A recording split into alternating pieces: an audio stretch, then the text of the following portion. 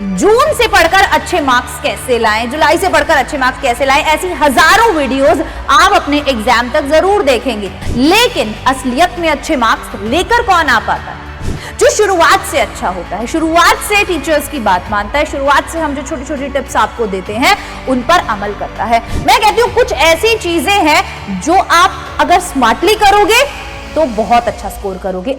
हर कोई अच्छा इंसान ढूंढने में लगा हुआ है, पर कोई खुद अच्छा इंसान बनना नहीं चाहता। वैसे ही हर बच्चा 95% लाना तो चाहता है, लेकिन उसके लिए कड़ी मेहनत नहीं करना चाहता।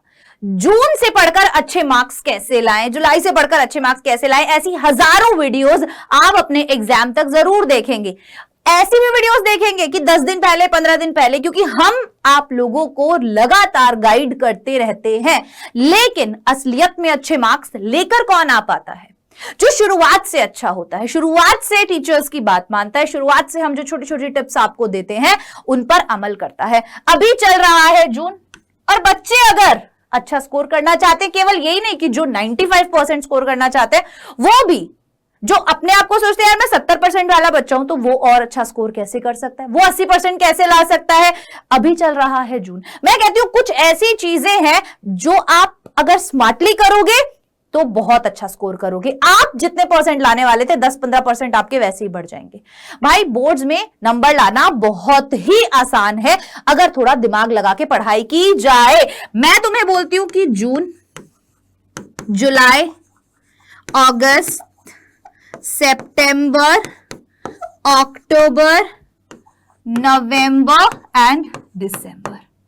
ठीक है, अभी चल रहा है तुम्हारा जून। ठीक है, जून की 10 तारीख 11 तारीख तक ये सारा सामान अपना तुम ये वीडियोस वगैरह देख रहे हो, मतलब कि अभी भी तुम्हें ये नहीं पता कि तुम्हें पढ़ाई कैसे करनी है, तुम्हें चीजें कैसे करनी है। तो मैं तुम्हें सिंपल सी ये बात बताने वाली हूं। मैं कहती हूं तुम जुलाई से मान लो, क्योंकि जून के 20 दिन क्या करना है सबसे पहले मैं वो भी बताऊंगी। जुलाई, अगस्त, सितंबर, अक्टूबर, नवंबर, दिसंबर, ये बचे तुम्हारे पास 6 महीने। और इन 6 महीनों में इस वीडियो में पढ़ाई करने का तरीका बताया जाएगा। बेटा जी जून के 20 दिन हर एक अच्छी आदत, हर एक शेड्यूल, हर एक टाइम टेबल को अप्लाई करने के लिए 21 दिन तो लगते ही लगते हैं। तुम्हारे पास जून के 20 दिन है। जो बातें मैं तुम्हें बताऊंगी कि पढ़ाई कैसे करनी है, इसकी आदत तुम इन जून के 20 दिनों में डाल लो। अगले 6 महीने तक लगातार तुम्हें वही करना है।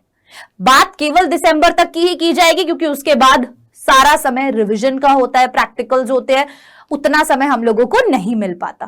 ठीक है, मेरी बात को ध्यान से सुनो। मैं ऐसी 3 बातों पे आज बात करूंगी जो आपको अभी से, जून से ही शुरू करनी है, दिसंबर तक फॉलो करनी है पढ़ाई करने का तरीका। जिसमें सबसे पहली और सबसे इंपॉर्टेंट टिप क्या है कि गायब हो जाओ। अब मैम कहां गायब हो जाए? भाई कहीं और जाना नहीं है, तुम्हें गायब हो जाना है अपने लिए, अपने परिवार वालों के लिए। मतलब अपने आप को पढ़ाई में इस तरीके से झोंकना होगा, थोड़ा सा डिस्ट्रैक्शन से दूर रहना होगा। और सबसे पहली चीज जो करनी होगी वो क्या? जिस भी दिन जिस चीज का ट्यूशन है, जिस दिन जो क्लास है, ये मैं टिप दे रही हूं कि पहले आप लोगों को करना क्या है, इन 6 महीने किस तरीके से पढ़ाई करनी है। जिस दिन जो क्लास है उस दिन उस सब्जेक्ट की पहली चीज उसका ही आप लोगों को नोट्स बनाने हैं, उसका ही आप लोगों को होमवर्क करना है, उसकी ही आप लोगों को डीपीपी लगानी है। आई बात समझ में? ऐसा नहीं है क्लासेस, ऑनलाइन क्लासेस, ट्यूशंस किसी और चीज के चल रहे हैं, घर पर आकर टॉपिक कोई और उठा रहे हो, पढ़ाई कोई और कर रहे हो, ये वाली चीज नहीं होनी चाहिए।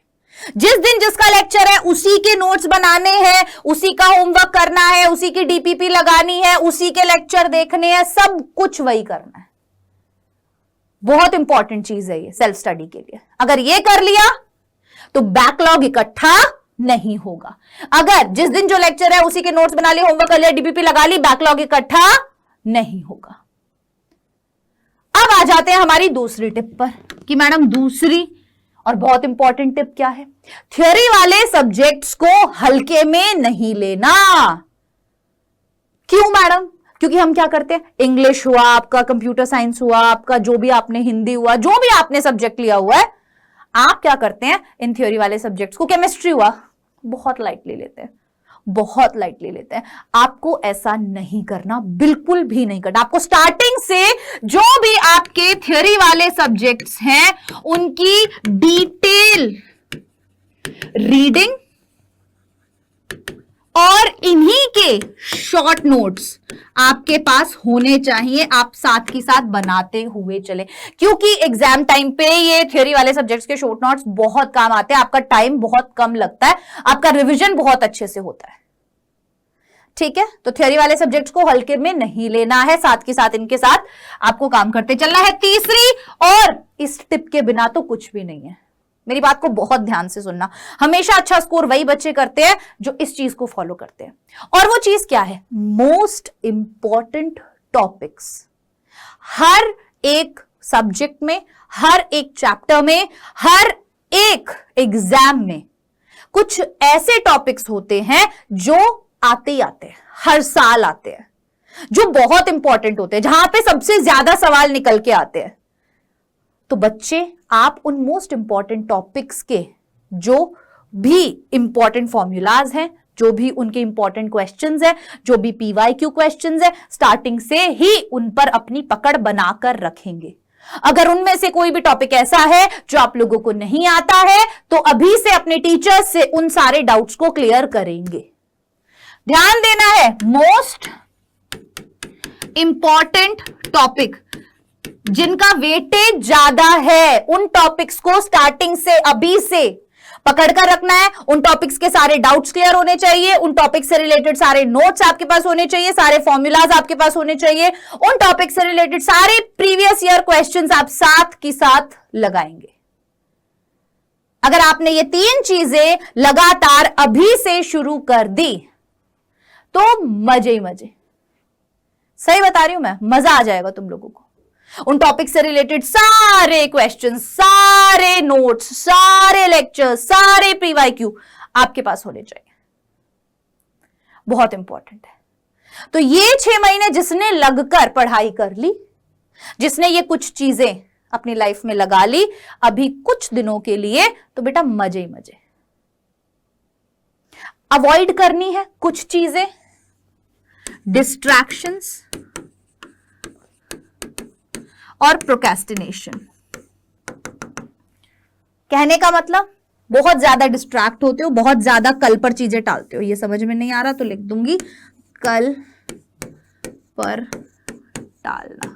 प्रोक्रेस्टिनेट बहुत ज्यादा करते हैं बच्चे, आज नहीं हो पाया कल कर लूंगा, कल नहीं हो पाया परसों कर लूंगा, ये वाला काम मत करना, ठीक है ना। आज इसकी डीपीपी के क्वेश्चंस बच गए, नहीं, कोशिश करो अगले दिन खत्म ही कर दो, बैकलॉग इकट्ठा नहीं करना। डिस्ट्रैक्शंस फ्रेंड्स का होता है, ठीक है, डिस्ट्रैक्शंस बहुत सारी चीजों का होता है। मोबाइल आजकल सबसे बड़ा डिस्ट्रैक्शन बन गया है, ठीक है। आप लोगों को थोड़ा सा ब्रेक लेना है, ऑब्वियसली आप पढ़ाई से भी ब्रेक लेंगे, आपने अपना एक शेड्यूल बनाया हुआ है। मैं एक टाइम टेबल के ऊपर भी एक वीडियो लाने वाली हूँ आप लोगों के लिए, तो प्लीज इस वीडियो को आप जितना ज्यादा हो सके शेयर करना सभी के साथ, ठीक है। और हम इस चैनल के ऊपर वापस से क्लासेस भी शुरू करने वाले हैं, तो आप लोगों का जैसा रिस्पॉन्स रहेगा उसी के अकॉर्डिंग हम अपनी आगे की जर्नी स्टार्ट करेंगे।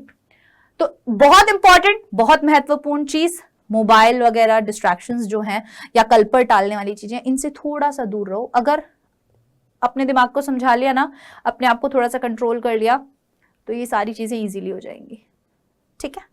अपनी मम्मा से बात करो यार, फ्री टाइम में तुम्हारा मन कर रहा है कुछ ऐसे वैसे थोड़ा होने का, अपनी मम्मा के पास जाओ, अपनी मम्मा से बात करो बैठकर, ठीक है। ज्यादा से ज्यादा कुछ रीड करो, अच्छी चीजें जो आपको रीड करना अच्छा लगता है।